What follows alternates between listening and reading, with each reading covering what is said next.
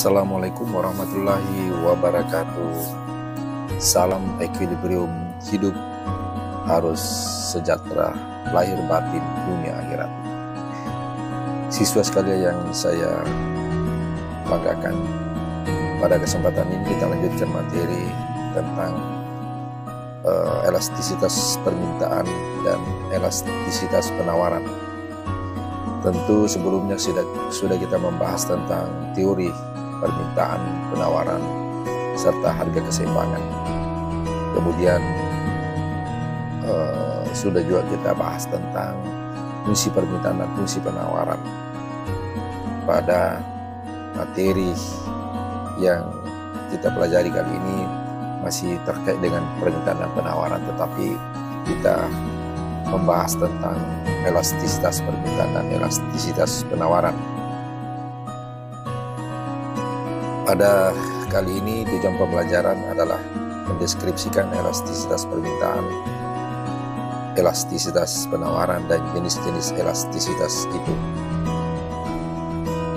Pada konsep tentang elastisitas dan penawaran, teorinya kita bisa lihat bahwa elastisitas itu atau pemuluran adalah ukuran tingkat kepekaan permintaan atau penawaran terhadap perubahan harga. Jadi elastisitas itu kalau kita ibaratkan adalah sebuah karet. Karet itu gampang berubah. Ketika misalnya elastisitas permintaan dan penawaran kita bahas, maka kita bisa melihat rumus persentase dari rumus elastisitas itu adalah persentase perubahan jumlah barang yang diminta dibagi dengan persentase perubahan harga barang yang diminta semula, di mana rumusnya adalah elastisitas permintaan sama dengan min delta Q per delta P kali P per Q, di mana elastisitas permintaan itu delta P, kita bisa lihat delta P itu adalah P2 dikurangi dengan P1, kemudian delta Q adalah Q2 dikurangi dengan Q1. P1 adalah harga mula-mula, kemudian P2 itu adalah harga yang kedua, kemudian Q1 itu adalah jumlah yang diminta mula-mula, dan Q2 itu adalah jumlah yang diminta kedua. Itu keterangan dari rumus yang kita sudah lihat tadi bersama. Kemudian untuk melihat jenis-jenis elastisitas permintaan, di sini kita bisa lihat ada 5. Yang pertama itu adalah permintaan elastis. Kemudian rumusnya adalah di mana E lebih besar 1. Kemudian logikanya kita bisa lihat adalah delta Q lebih besar daripada delta P. Artinya perubahan Q itu lebih besar daripada perubahan P. Contoh barang kita bisa lihat adalah kebutuhan barang lux atau mewah. Yang kedua adalah permintaan inelastis, di mana E lebih kecil dari 1 atau perubahan Q-nya itu lebih kecil daripada perubahan P-nya. Ini contoh barang adalah kebutuhan primer atau kebutuhan pokok. Ya, kebutuhan primer itu kebutuhan pokok ya, seperti sandang, pangan, papan. Kemudian yang ketiga adalah permintaan uniter atau normal, di mana E sama dengan 1 atau perubahan Q-nya itu sama dengan perubahan P. Contoh barang di sini adalah kebutuhan sekunder atau kebutuhan pelengkap. Kemudian yang keempat adalah permintaan elastis sempurna, di mana E itu sama dengan tak terhingga. Contoh barang adalah kebutuhan dunia, ya misalnya gandum atau minyak bumi, gandum dan minyak bumi dan sebagainya. Yang kelima adalah permintaan inelastis sempurna, di mana E sama dengan 0. Contoh barang di sini adalah kebutuhan akan tanah, air, minum, dan sebagainya. Itulah 5 contoh atau 5 jenis elastisitas permintaan. Selanjutnya kita akan melihat kurva masing-masing jenis elastisitas ini. Yang pertama kita bisa melihat kurva permintaan elastis, di mana kita bisa lihat kalau P-nya P1, harga P1 pada P1, kemudian jumlah yang diminta adalah Q1. Kemudian kalau harganya pada P2, maka jumlah yang diminta adalah Q2. Ini kita bisa melihat besar perubahannya, yang misalnya dari Q1 ke Q2, kemudian perubahan harganya dari P1 ke P2. Kita bisa melihat kurvanya seperti apa. Ini adalah kurvanya, ya, dimana kalau E-nya itu lebih besar dari 1. Inilah jenis daripada kurva permintaan elastis. Contoh barang, ya seperti kita katakan tadi, adalah kebutuhan akan barang-barang mewah atau kebutuhan tersier. Ya. Selanjutnya kita bisa melihat untuk kurva permintaan inelastis. Jika misalnya harganya pada P1, maka jumlah yang diminta adalah Q1. Kemudian kalau harganya pada P2, maka jumlah yang diminta adalah pada Q2. Kita bisa melihat perubahannya, tingkat perubahan dari Q1 ke Q2 dan dari P1 ke P2. Ya. Lalu inilah gambar kurva permintaan inelastis. Ya. Tentu kita bisa melihat ini adalah perubahannya dari Q1 ke Q2 itu lebih kecil daripada perubahan harga dari P1 ke P2. Ya, kita lihat jaraknya. Ya, sehingga ini adalah elastisitasnya itu lebih kecil daripada 1. Contoh barang adalah kebutuhan primer, yaitu sandang, pangan, papan.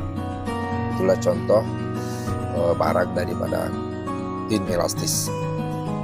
Selanjutnya jenis elastisitas yang ketiga adalah kurva permintaan uniter atau E sama dengan 1. Ketika misalnya harganya pada P1, maka jumlah yang diminta adalah P1. Kemudian kalau harganya pada P2, maka jumlah yang diminta turun menjadi P2. Ya, kita bisa lihat persentase perubahannya atau tingkat perubahannya. Maka ini kita bisa melihat perubahan dari Q1 ke Q2 sama dengan perubahan dari P1 ke P2. Ya, sehingga kurvanya seperti ini, hingga E-nya sama dengan 1. Contoh barang adalah kebutuhan sekunder atau kebutuhan pelengkap. Kemudian kita lanjut pada kurva permintaan elastis sempurna. Ini pada tingkat harga, lalu kemudian ini tingkat Q-nya, jumlah yang diminta. Kemudian kurvanya seperti ini, ya. Ya, pada saat harganya barang tertentu, maka jumlah yang diminta itu kita tidak tahu, sehingga itu adalah E-nya sama dengan tak terhingga. Ya, ini artinya bahwa pada saat harga tertentu, maka jumlah yang diminta itu kita tidak ketahui. Jadi simbolnya adalah tak terhingga. Contoh barang ini adalah misalnya kebutuhan tentang kebutuhan global, ya, kebutuhan suatu produk, suatu barang yang meliputi hampir semua negara, misalnya adalah gandum dan minyak bumi. Selanjutnya jenis permintaan berikutnya adalah inelastis sempurna. Ini adalah tingkat jumlah yang diminta, kemudian ini adalah harganya. kita bisa melihat kurvanya, ini adalah pada tingkat harga berapapun maka jumlah barang itu tetap ada permintaannya ya, sehingga E-nya sama dengan 0 ya. Ini contoh barang ya, contoh barang kebutuhan akan tanah, air minum dan sebagainya. Selanjutnya kita sudah selesai membahas tadi tentang elastisitas permintaan ya. Tentu sekarang kita masuk pada elastisitas penawaran. Rumus pada elastisitas permintaan itu saya kira sama dengan rumus pada elastisitas penawaran. Cuma yang kita bisa lihat adalah kalau dia di elastisitas permintaan rumusnya itu ya ada min di situ. Kemudian kalau kita lihat di sini adalah elastisitas penawaran itu plus ya. Karena memang sejak awal kita sudah membahas teorinya bahwa kalau permintaan itu hukumnya berbanding terbalik, jadi dia slope kurvanya itu berslope negatif. Sedangkan kalau pada kurva atau hukum penawaran itu berbanding lurus atau positif ya. Jadi kalau harganya naik maka jumlah yang ditawarkan juga naik. Kalau harganya turun maka jumlah barang yang ditawarkan turun juga. Itu untuk elastisitas penawaran. Rumusnya seperti ini, delta Q per delta P kali P per Q ya. Tadi kita sudah melihat bahwa nilai delta itu adalah delta, misalnya delta Q itu adalah Q2 dikurangi dengan P1. Kalau delta P adalah P2 dikurangi dengan P1 ya. Seperti halnya dalam koefisien elastisitas permintaan, dalam perhitungan koefisien elastisitas penawaran itu adalah menggunakan rumus-rumus yang sama seperti dalam elastisitas permintaan. Hanya saja perbedaan jika dalam elastisitas permintaan hasilnya negatif, tetapi dalam perhitungan koefisien elastisitas penawaran hasilnya akan positif. Hal ini disebabkan karena hubungan antara perubahan jumlah penawaran dengan perubahan harga berbanding lurus atau searah atau hubungannya negatif, sehingga pada kurva penawaran itu slope-nya positif. Jenis elastisitas penawaran siswa sekalian tadi sama ya, pada elastisitas permintaan 5 jenis daripada elastisitas penawaran permintaan itu. Pada elastisitas penawaran juga ada 5 ya, jenis elastisitasnya juga sama. Jadi yang pertama di sini adalah penawaran elastis. Kemudian kita bisa melihat E-nya lebih kecil 1 ya, di mana perubahan jumlah yang ditawarkan itu sama dengan lebih besar dari perubahan harga. Ini juga contoh barangnya sama, kebutuhan mewah. Kemudian kedua, penawaran inelastis sama ya, E lebih kecil 1, di mana perubahan Q-nya itu lebih kecil daripada perubahan P-nya. Contoh barang kebutuhan primer. Kemudian yang ketiga, penawaran uniter, E-nya sama dengan 1, contoh barang juga ya, kebutuhan sekunder. Keempat, penawaran elastis sempurna, ketika E sama dengan tak terhingga, contoh barangnya adalah kebutuhan dunia seperti gandum dan minyak bumi. Yang kelima, penawaran inelastis sama ya, E sama dengan 0, contoh barangnya adalah kebutuhan akan tanah, air dan air minum dan sebagainya. Kemudian kita lanjut daripada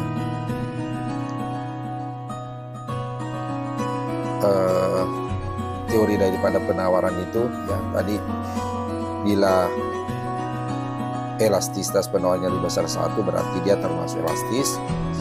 Kemudian yang kedua, ketika elastisitas penawarannya lebih kecil 1 berarti dia termasuk inelastis.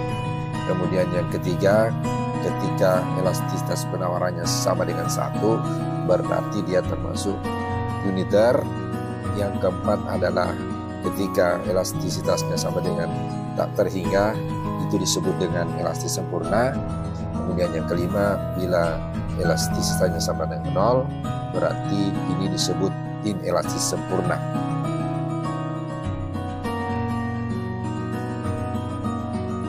Sini. Kemudian nanti contoh jawaban, ya, jika misalnya soal nomor 1 diketahui P1-nya sama dengan 0, maka harga mula-mulanya ini, kemudian P2, harga yang kedua adalah 80, kemudian jika Q-nya sama dengan 1, maka jika Q-nya sama dengan 1,15, jika Q1-nya sama dengan 15, kemudian Q2-nya adalah 10. Ini kita bisa melihat, bisa kita kelompokkan permintaan atau penawaran ini. Ya, kita bisa melihat harganya adalah dari 50 ke 80, berarti harganya naik. Kemudian jumlah Q-nya dari 15 ke 10, berarti Q-nya itu turun. Ya, tentu kita ingat bahwa kalau harga suatu barang naik, kemudian Q-nya turun, maka ini termasuk permintaan, karena berbanding terbalik, harganya naik, kemudian jumlah Q-nya turun. Nah, di sini pertanyaannya, hitunglah koefisien elastisitasnya dan gambarkan kurvanya. Kemudian P1, ya, soal nomor 2, P1-nya sama dengan 20, kemudian P2-nya adalah 15, kemudian Q1-nya adalah 10, kemudian P2-nya adalah 6. Ini kita bisa lihat harganya turun, kemudian jumlah Q-nya adalah turun juga. Berarti ini kita masukkan ke dalam kelompok jenis penawaran, karena harganya turun, maka Q-nya juga kita bisa lihat sini turun. Kemudian pertanyaannya sama, hitunglah koefisien elastisitasnya dan gambarkan kurvanya. Ya, kita bisa melihat penyelesaiannya tadi, ya, di mana rumus permintaan itu delta Q-nya, delta Q per delta P kali P per Q, di mana delta P tadi itu adalah P2 dikurangi dengan P1, delta Q adalah Q2 dikurangi dengan Q1. Sehingga kita bisa masukkan nilai-nilai ini ke dalam rumus tadi.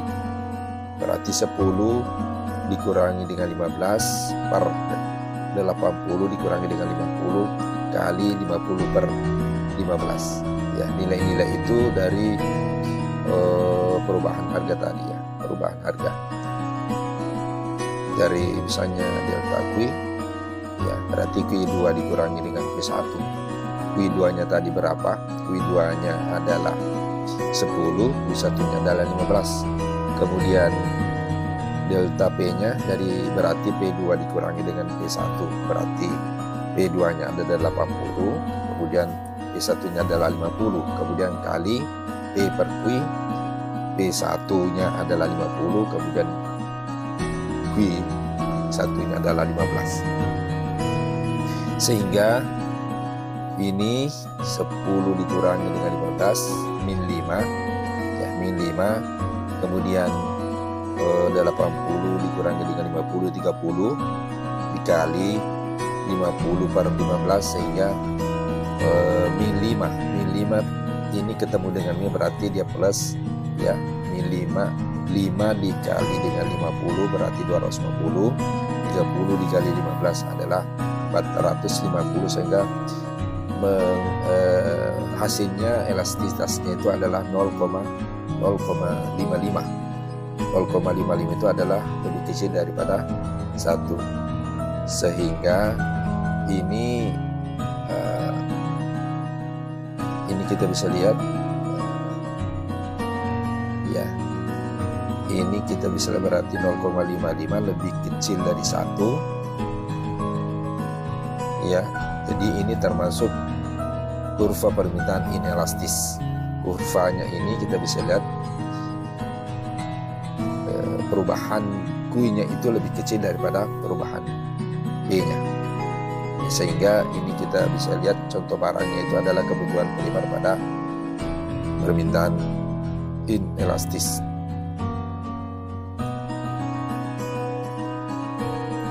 Kemudian contoh berikut saya kira siswa sekalian bisa mengerjakan sendiri sebagai bentuk latihan sehingga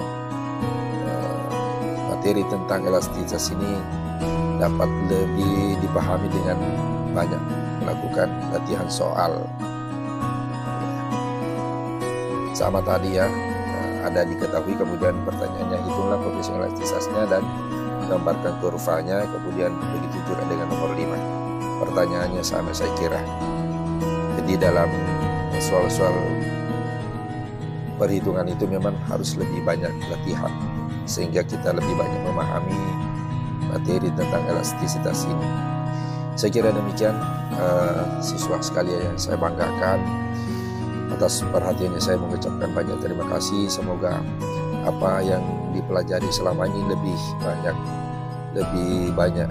dimengerti, lebih banyak manfaatnya sehingga dalam kita belajar ekonomi punya makna yang lebih besar untuk kita semua sebagai peserta didik yang lebih mencintai mata pelajaran ekonomi untuk kita lebih sukses ke depannya. Atas perhatiannya siswa sekalian saya mengucapkan banyak terima kasih. Wassalamualaikum warahmatullahi wabarakatuh.